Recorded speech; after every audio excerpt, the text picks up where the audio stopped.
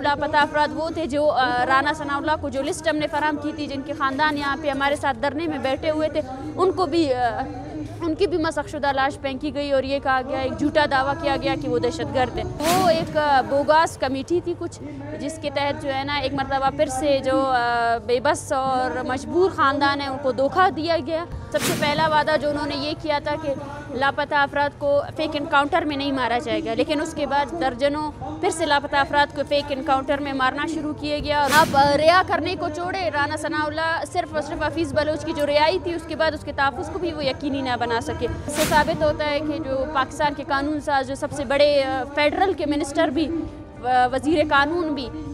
इख्तियार नहीं रखते कि वो बलोच लापता अफराद के मसले को हल कर सकें। सेंट्रल जेल के अंदर से नामालूम अफराद की जो गाड़ी निकली और उन्होंने सारी पब्लिक के सामने औरतों को भी तशद्दुद का निशाना बनाया, उन पर गोलियां चलाई, जिसमें हफीज़ बलोच और उनके छोटे भाई वो ज़ख्मी हुए बुरे तरीके से। हम 12 ये कहते आए हैं कि अपने कानून को इज़्ज़त दीजिए, उस आइन को इज़्ज़त दीजिए जिसकी बिना पर ये मुल्क बनाया जाए, जिसकी बिना पर ये रियासत बनाए, जिसके अंदर हर शहरी को अपने दिफा करने का एक आइनी इख्तियार और हक़ हासिल है। हमने हमेशा ये कहा है कि जो बलोच लापता अफराद को दहशतगर्द या मुल्ज़िम करार देते हैं वो ख़ुद मुल्ज़िम है। हमारा ये दावा है कि अगर बलोच लापता अफरादों को सुप्रीम कोर्ट में भी पेश किया जाए, उनके ख़िलाफ़ बाकायदा कानूनी कार्रवाई की जाए, लेकिन उनके ख़िलाफ़ कोई भी ऐसा सबूत नहीं मिलेगा, जिसकी वाज़ेह मिसाल हमें आज मिली है। जितने भी लापता अफराद हैं उन्हें अदालत में पेश किया गया है, वो सब अदालत के हुक्म से ही रिहा हुए हैं। रियासत के लिए बलोच और जो पश्तून है, जो सिंधी है, उनके वो एक अदम बर्दाश्त रखती है जिसके तहत उनको ज़िंदा रहने और एक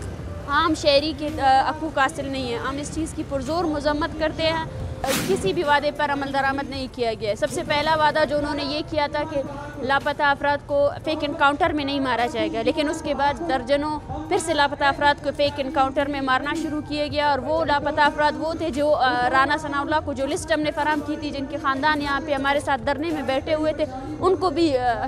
उनकी भी मशक़शुदा लाश फेंकी गई और ये कहा गया, एक झूठा दावा किया गया कि वो दहशतगर्द है। और जो दूसरी बात उन्होंने ये कही थी कि वो 3 महीने के अंदर जो लिस्ट उनको फराहम की गई है वो तमाम लापता अफराद के बारे में ख़ानदानों को बताएंगे, लेकिन अभी तक आप देखिए कि किसी के भी बारे में, जो हफीज़ बलोच है वो उस लिस्ट में शामिल थे, अब्दुल हमीद बलोच इस लिस्ट में शामिल थे। आप रिहा करने को छोड़े, राना सनाउल्लाह सिर्फ और सिर्फ हफीज़ बलोच की जो रिहाई थी उसके बाद उसके तहफ़्फ़ुज़ को भी वो यकीनी ना बना सके। तो वो एक बोगास कमेटी थी कुछ, जिसके तहत जो है ना एक मरतबा फिर से जो बेबस और मजबूर ख़ानदान है उनको धोखा दिया गया। और इससे साबित होता है कि जो पाकिस्तान के कानून साज जो सबसे बड़े फेडरल के मिनिस्टर भी, वज़ीर कानून भी इख्तियार नहीं रखते कि वो बलोच लापता अफराद के मसले को हल कर सकें। हम जद्दोजहद पर यकीन रखने वाली कौमें हैं और हमें पता है कि हमारा हल शायद इस रियासत के पास नहीं है, लेकिन हम मुसलसल आवाज़ उठाते रहेंगे और यहाँ के जो कानूनी और आइनी अदारे हैं उनको उनके ही काम, उनकी ही ज़िम्मेदारियाँ याद दिलाते रहेंगे। और हर कत्ल के बाद या हर जिबरी गुमशुदगी के बाद हम ऐसे ही एक साथ होंगे और ये जद्दोजहद जारी रहेगी। और लेकिन इससे एक बात साबित होती है कि ये जद्दोजहद इतनी लंबी है, अगर हमें कुछ हासिल नहीं हुआ तो एक बात तो दुनिया के सामने वाज़ेह हो गई कि पाकिस्तान की जो जमहूरी होने का दावा करती है वो किस हद तक जमहूरी है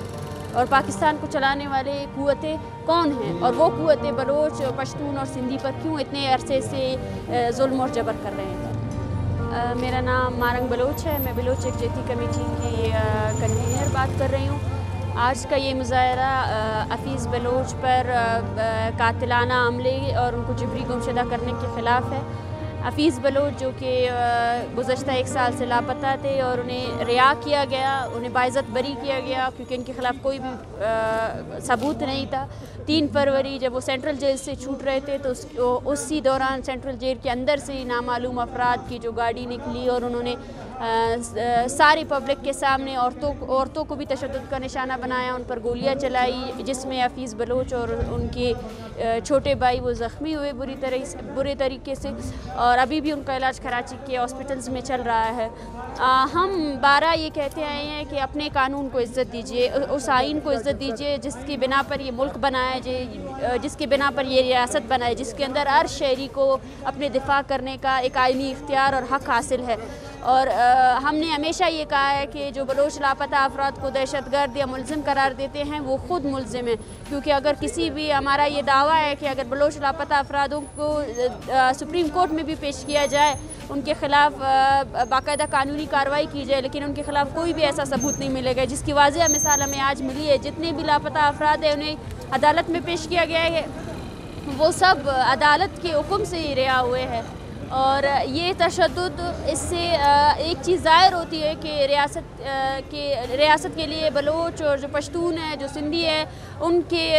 वो एक अदम बर्दाश्त रखती है, जिसके तहत उनको ज़िंदा रहने और एक आम शहरी के हकूक़ हासिल नहीं है। हम इस चीज़ की पुरज़ोर मज़म्मत करते हैं और ये वो धंधना या गुंडागर्दी है जिसको पूरी आवाम देख रही है। और हम इस प्रोटेस्ट के तवस्सुत से पाकिस्तानी जुडिशरी जो है उनसे एक ख़ास अपील करते हैं कि खुदारा इस गुंडागर्दी को रोके, हफीज़ बलोच और उसके ख़ानदान को तहफ़्फ़ुज़ दे। उनके दामाद अब्दुल हमीद बलोच वो अगवा हैं, 2 साल से जिबरी गुमशुदगी का शिकार है, उन्हें भी CTD ने उठाया है। हम यही दरख्वास्त करते हैं कि उन समेत तमाम लापता अफराद जो है उनको रिहा किया जाए।